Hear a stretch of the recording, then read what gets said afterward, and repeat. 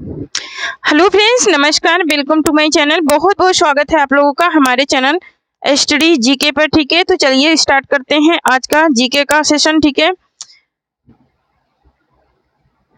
हाँ तो चलिए स्टार्ट करते हैं आज का जीके का सेशन। एक बार आप लोग मैसेज कर दीजिए कि आप लोगों को ऑडियो और वीडियो बराबर दिख रही है या नहीं, आवाज बराबर आ रही है या नहीं। ठीक है, तो यहाँ पर हमारा पहला क्वेश्चन है कि निम्न में से अकबर के दरबार के मुख्य चित्रकार कौन थे? मीर मुसाफिर थे, या फिर दोस्त मोहम्मद थे, या फिर दसवंत थे, या फिर मीर सैयद अली थे। मीर सैयद अली भी इनके चित्रकार थे, लेकिन मुख्य पूछ रहा तो मुख्य में कौन थे? दसवंत थे। और इनके जो चित्र हैं वो कहाँ पर, किस पुस्तक में मिलते हैं? तो ये रज्मनामा में इनके चित्र पांडुलिपि के रूप में देखने को मिलते हैं। किसके रूप में? पांडुलिपि के रूप में देखने को मिलते हैं। पांडुलिपि के रूप में देखने को इनके चित्र मिलते हैं। किसमें? रज्मनामा में। ठीक है, जो इनके द्वारा बनाए गए चित्र हैं। ठीक है, नेक्स्ट क्वेश्चन देखेंगे। नेक्स्ट है हमारा कि फैजाबाद की एक प्रमुख, क्या पूछ रहा है? फैजाबाद की एक प्रमुख संगीतकार थी जिन्होंने शास्त्रीय संगीत में टप्पा शैली का विकास किया। मुस्तरी बाई, खुशी महाराज, मेहंदी खान, या फिर कौन थी? ठाकुर प्रसाद। कौन थे? तो यहाँ पर इसका राइट आंसर हो जाएगा ऑप्शन नंबर ए, मुस्तरी बाई थी। मुस्तरी बाई थी, जो कि प्रसिद्ध क्या थी? ये ठुमरी गायिका थी। क्या थी ये ठुमरी गायिका थी। क्या थी ये? ठुमरी गायिका थी। कौन? ठुमरी गायिका। ठुमरी ये गायिका थी। कौन थी ये? मुस्तरी बाई। ठीक है, नेक्स्ट क्वेश्चन देखेंगे। नेक्स्ट है हमारा कि निम्नलिखित में से, क्या पूछ रहा है? निम्नलिखित में से बुंदेलखंड का लोकप्रिय लोकगीत कौन सा है? बिरहा है, आला है, रसिया है, फिर लंगुरिया है। ठीक है, तो यहाँ का जो मुख्य है वो क्या है? आल्हा है। क्या है ये? आल्हा है मुख्य वहाँ का क्या लोकगीत है। कहाँ का? बुंदेलखंड का। और ये जगनी के पृथ्वीराज रासों में भी आल्हा खंड है। ठीक है, जो कि लोकगीत के रूप में लोकप्रिय हुआ है। आल्हा खंड में इसमें क्या है? वीर रस प्रधान ये काव्य है। कैसा है ये? एक सेकंड, कैसा है ये वीर रस प्रधान ये काव्य है। आल्हा और उदल दो वीरों की लोकगीत का वर्णन है इसमें। ठीक है, लड़ाइयों का वर्णन है। ठीक है, नेक्स्ट क्वेश्चन देखेंगे। नेक्स्ट है कि निम्न में से कौन सी नदी भारत में ब्रह्म घाट पर करनाली नदी से जुड़ती है और घाघरा नदी पर बन जाती है? रप्ती है, गंडक है, शारदा है, या फिर सरयू है। ठीक है, कौन सी नदी है ये पूछ रहा है। तो यहाँ पर ऑप्शन नंबर क्या राइट हो जाएगा? ऑप्शन नंबर यहाँ पर राइट हो जाएगा सी। वो है कौन सी नदी? वो शारदा नदी है। ये शारदा नदी को क्या करती है? महाकाली नदी भी कहा जाता है। इसको क्या कहा जाता है? महाकाली नदी भी कहा जाता है। शारदा नदी को महाकाली नदी भी कहा जाता है। ठीक है, महाकाली नदी भी कहा जाता है इसको। किसको? शारदा नदी को। और ये कहाँ से? उत्तराखंड से बहती हुई कहाँ पर आती है?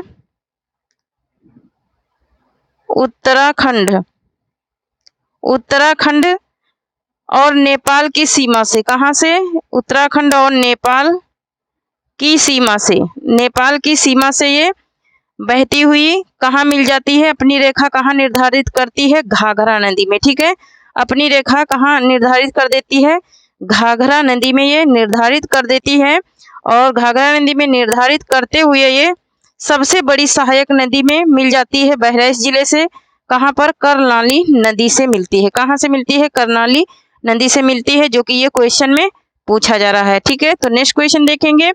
नेक्स्ट है हमारा कि निम्न में से किस खनिज को पीला केक भी कहते हैं? प्लूटोनियम को, यूरेनियम को, थोरियम को, या फिर एल्युमिनियम को। ठीक है, किसको पीला केक कहा जाता है ये पूछ रहा है। तो यहाँ पर ऑप्शन नंबर बी राइट हो जाएगा। यूरेनियम को कहते हैं पीला केक। ठीक है, ये ऑक्साइड का पीला केक कहते हैं। इसे ऑक्साइड का पीला केक भी कहा जाता है। यह एक पाउडर की तरह होता है। ठीक है, यह एक पाउडर की तरह होता है और 80% इसमें यूरेनियम का ऑक्साइड होता है। कितना परसेंट? 80% यूरेनियम का ऑक्साइड भी होता है। नेक्स्ट क्वेश्चन देखेंगे। नेक्स्ट है हमारा कि निम्न में से किस विख्यात व्यक्ति ने 2018 में भारत का दूसरा सबसे बड़ा नागरिक सम्मान प्राप्त किया था? गुलाम मुस्तफा खान ने, शारदा सिन्हा ने, या फिर एस धोनी ने, या फिर पंकज आडवाणी ने। ठीक है, तो किसने प्राप्त किया था ये पूछ रहा है। तो ये किसने प्राप्त किया था? ये प्राप्त करने वाले कौन थे? गुलाम मुस्तफा खान थे। ये हिंदुस्तानी संगीत के प्रमुख संगीतकार थे। ठीक है, संगीतकार और कार के रूप में जाने जाते हैं। इनको पद्म विभूषण सम्मान से क्या किया गया था? सम्मानित किया गया था। ठीक है, कब सम्मानित किया गया था? 2018 में। ठीक है, उसके पहले इनको 1991 में पद्मश्री से अलंकृत किया गया और 2003 में इनको संगीत नाटक अकादमी ने भी इनको क्या किया था? सम्मानित किया था। किसको? गुलाम मुस्तफा को। ठीक है, हिंदुस्तानी संगीत के लिए। ठीक है, नेक्स्ट क्वेश्चन देखेंगे। नेक्स्ट क्वेश्चन है हमारा कि राष्ट्रीय परीक्षण एजेंसी एनटीए के पहले महानिदेशक के पद पर हाल ही में किसकी नियुक्ति हुई है? राजेश कुमार चतुर्वेदी की, जोसेफ इमुलियल की, या फिर अनीता करवाल की, या फिर विनीत जोशी की। ठीक है, किसकी हुई है नियुक्ति ये पूछ रहा है। तो ये विनीत जोशी की हुई है। किसकी? विनीत जोशी की नियुक्ति इसमें हुई है, क्योंकि ये क्या है? भारत सरकार की जो विभिन्न प्रतियोगी प्रवेश परीक्षाएं जो होती हैं, ठीक है, जैसे हम बीएड प्रवेश परीक्षा दे रहे हैं, नेट जीआरएफ का दे रहे हैं, या फिर अन्य किसी क्षेत्र में दे रहे हैं, तो उसके लिए ये चेयर पर्सन नियुक्त किए गए हैं। क्या किए गए हैं? चेयर पर्सन के रूप में ये नियुक्त किए गए हैं। कौन? विनीत जोशी। ठीक है, नेक्स्ट क्वेश्चन देखेंगे। नेक्स्ट क्वेश्चन है हमारा कि G20 की बैठक 2018 में होगी,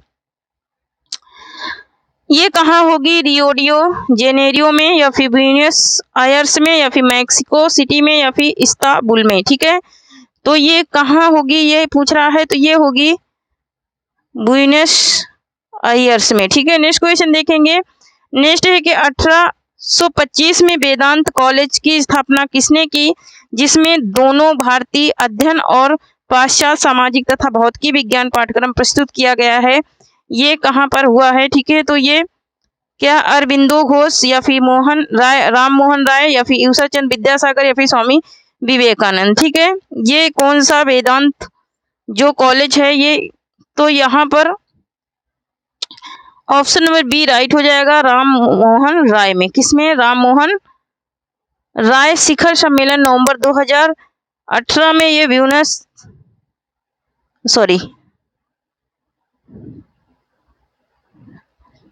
ये एक सेकंड, 8वां क्वेश्चन छूट गया क्या?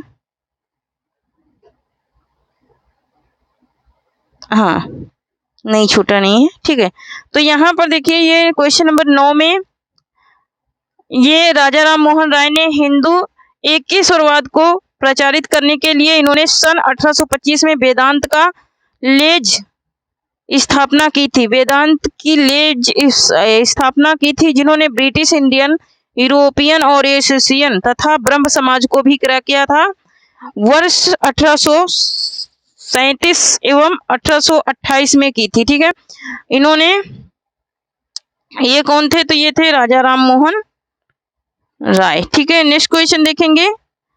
नेक्स्ट है हमारा कि निम्न में से किस देश को पहले सीलोन कहा जाता था? मालदीव को, श्रीलंका को, मॉरिशस को, या फिर सूरीनाम को। ठीक है, किसको कहा जाता था? तो ये कहा जाता था किसको? श्रीलंका को कहा जाता था। ठीक है, किसको कहा जाता? श्रीलंका को कहा जाता था। नेक्स्ट क्वेश्चन देखेंगे। नेक्स्ट है कि 1869 में ... नहर के खुलने से भारत से यूरोप की दूरी 7000 किलोमीटर कम हो गई थी। कौन सा नहर था? पनामा था, कील था, सुएज था, या फिर वोल्गा डॉन था। ठीक है, कौन सा नहर था जिसके खुलने से दूरी कम हुई थी? तो वो कौन सी नहर थी? वो थी सुएज नहर। ठीक है, कौन सी नहर थी? सुएज नहर थी, जिसके खुलने से 7000 किलोमीटर की दूरी क्या हो गई थी? कम हो गई थी, क्योंकि ये सुएज नहर जो है ये लाल सागर और भूमध्य सागर को क्या करता है? जोड़ देता है। यही कारण है कि इसकी 7000 किलोमीटर दूरी क्या हो गई थी? कम हो गई थी। ठीक है, नेक्स्ट क्वेश्चन देखेंगे। नेक्स्ट क्वेश्चन है कि गणतंत्र दिवस 2018 की परेड की मुख्य अतिथियों में से एक मुख्य अतिथि कौन थे? विद्या देवी भंडारी, मैत्रीपाल सिरिसेना या फिर शेख हसीना या फिर आंग सान सू की। ठीक है, कौन थे? तो यहाँ पर अतिथि के रूप में कौन आए थे? तो वो आए थे आंग सान सू की। ठीक है, कौन आए थे? आंग सान सू की आए थे 26 जनवरी 2018 को। ये मुख्य अतिथि के रूप में आए थे। आसियान देशों के शीर्ष नेताओं को आमंत्रित किया गया था तथा म्यांमार के प्रतिनिधि के रूप में आंग सान सू भारत आई थी। ठीक है, आंग सान सू भारत आई थी। म्यांमार आसियान का सदस्य है। ठीक है, तो ये तो रही इसकी जानकारी। नेक्स्ट क्वेश्चन देखेंगे। नेक्स्ट क्वेश्चन है हमारा कि निम्न में से किस ई कॉमर्स कंपनी ने खादी उत्पादों की बिक्री के लिए उत्तर प्रदेश सरकार के साथ एक समझौते पर हस्ताक्षर किए? कौन था? तो वो फ्लिपकार्ट था या फिर स्पेंडिल था या फिर अमेजन इंडिया था या फिर पेटीएम था। ठीक है, कौन था वो? तो वो था कौन? वो था अमेजॉन इंडिया। कौन था? अमेजॉन इंडिया था। नेक्स्ट क्वेश्चन देखेंगे। नेक्स्ट क्वेश्चन है हमारा कि निम्न में से कौन एक वैज्ञानिक होने के साथ साथ एक महान उद्योगपति भी थे जिन्होंने भारत में कई उद्योगों की स्थापना की? सीवी रमन, जेसी बोस या फिर विक्रम साराभाई या फिर होमी जहांगीर भाभा। ठीक है, कौन थे? तो वो थे कौन? वो थे विक्रम साराभाई। ठीक है, कौन थे? विक्रम साराभाई थे। ये क्या थे? प्रसिद्ध अंतरिक्ष वैज्ञानिक थे। ये अंतरिक्ष कार्यक्रम के साथ साथ अत्यधिक प्रोत्साहित किया लोगों को बड़े बड़े उद्योग करने के लिए। ठीक है, जैसे कपड़ा उद्योग है ना, इसके अलावा और बहुत सारे उद्योग हैं। ठीक है, तो महत्वपूर्ण उद्योगों पर इन्होंने बहुत सारा मोटिवेट किया लोगों को। ठीक है, नेक्स्ट क्वेश्चन देखेंगे। नेक्स्ट है हमारा कि ए बेटर इंडिया। क्या पूछ रहा है? A better India a better world पुस्तक के लेखक कौन है? किरण बेदी हैं, NR नारायण मूर्ति हैं, सुधा मूर्ति हैं, शशि थारू हैं। ठीक है, कौन है इसके लेखक? ये पूछ रहे हैं। तो यहाँ पर ऑप्शन नंबर बी राइट हो जाएगा, NR नारायण मूर्ति हैं। नेक्स्ट क्वेश्चन देखेंगे। नेक्स्ट है हमारा कि निम्न खिलाड़ियों में से कौन वर्ष 2018 की हालिया दक्षिण अफ्रीका ऑस्ट्रेलिया टेस्ट श्रृंखला में गेंद से छेड़छाड़ के मामले में, ठीक है, किसे गेंद के छेड़छाड़ के मामले में सम्मिलित नहीं था? Davis, Warner, Smith, Tim Paine या फिर कैमरॉन बैकफोर्ड। ठीक है, कौन थे? तो वो थे कौन शामिल नहीं थे? ये पूछ रहा है। तो इसमें शामिल नहीं थे कौन? टिम पेन ये शामिल नहीं थे। नेक्स्ट क्वेश्चन देखेंगे। नेक्स्ट है कि फ़ारेनहाइट में जल का क्वथनांक होता है। फ़ारेनहाइट में जल का क्वथनांक कितना होता है? फ़ारेनहाइट में। ठीक है, तो फ़ारेनहाइट में जल का क्वथनांक होता है कितना? 212 डिग्री फ़ारेनहाइट। कितना होता है? 212 डिग्री फ़ारेनहाइट होता है। ठीक है, नेक्स्ट क्वेश्चन देखेंगे। नेक्स्ट है हमारा कि निम्न में से कौन सी बागान फसल नहीं है?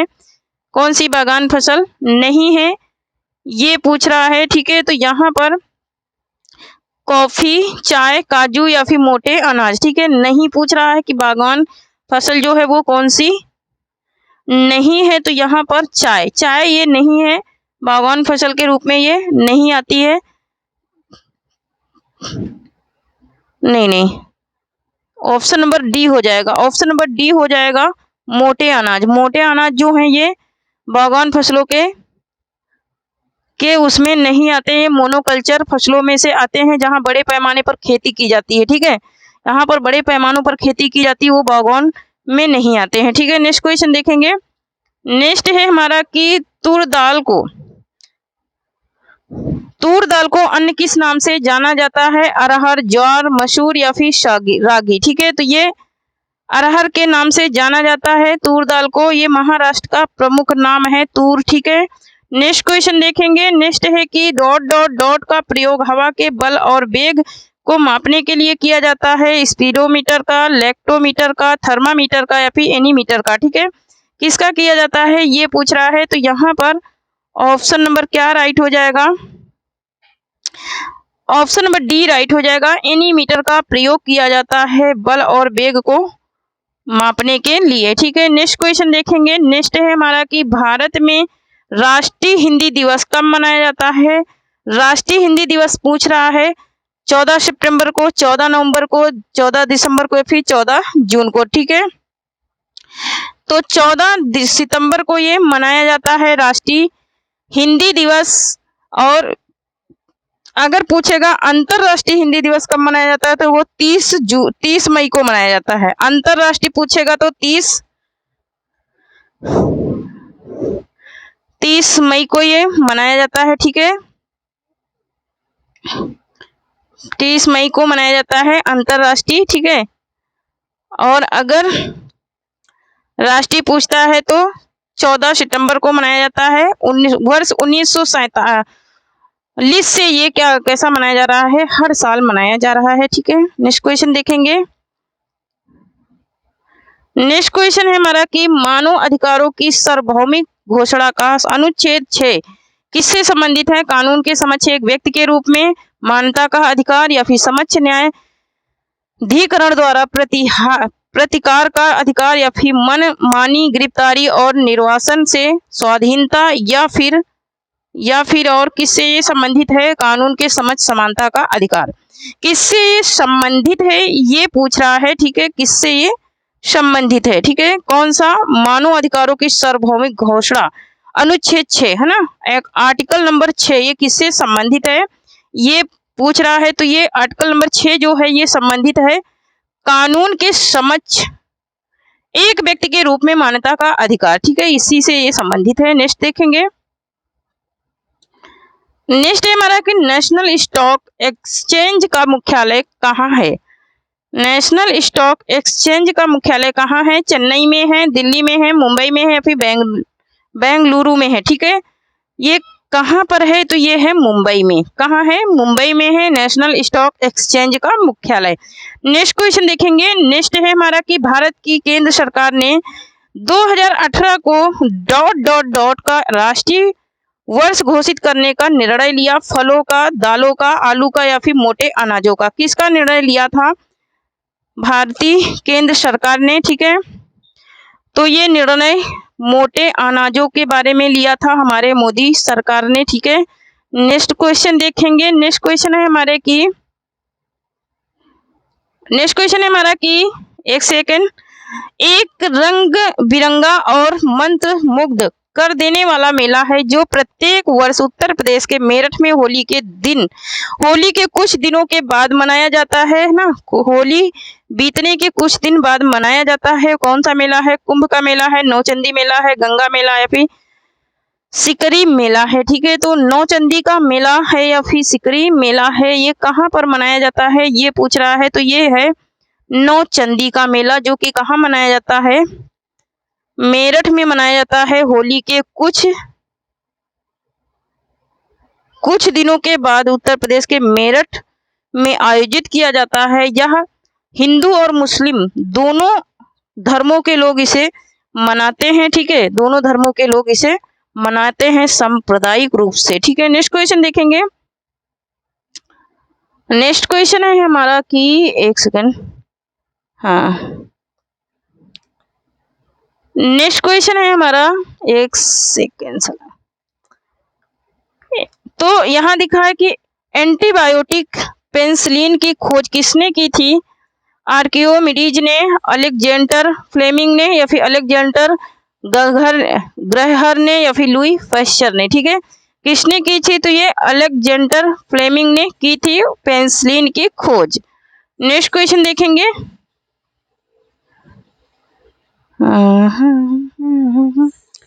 नेक्स्ट क्वेश्चन है कि भारतीय संविधान की ... भारतीय गणराज्य की आधिकारिक भाषाओं की सूची प्रदान करती है। 11वीं अनुसूची, 4वीं अनुसूची, 12वीं अनुसूची या फिर 8वीं अनुसूची। ठीक है, भारतीय जो भाषा हमारी जो 22 भाषाओं को मान्यता प्राप्त है वो किस अनुसूची के अंतर्गत प्राप्त है ये पूछ रहा है। तो ये 8वीं अनुसूची के अंतर्गत इनको मान्यता दी गई है संविधान के थ्रू 22 भाषाओं को। ठीक है, नेक्स्ट क्वेश्चन देखेंगे। नेक्स्ट है हमारा कि ...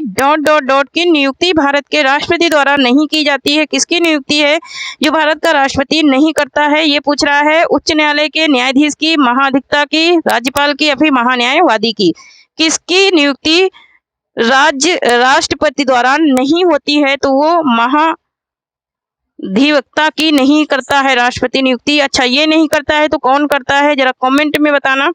नेक्स्ट क्वेश्चन देखेंगे। नेक्स्ट क्वेश्चन है कि पहले भारतीय राज्य का नाम बताइए जिसके प्रत्येक परिवार में कम से कम एक सदस्य के पास बैंक खाता है। महाराष्ट्र, हरियाणा, हिमाचल प्रदेश या फिर केरल। कौन सा ऐसा राज्य है जिसमें कोई भी व्यक्ति ऐसा नहीं है जिसके पास बैंक अकाउंट नहीं है, ठीक है, ये पूछ रहा है।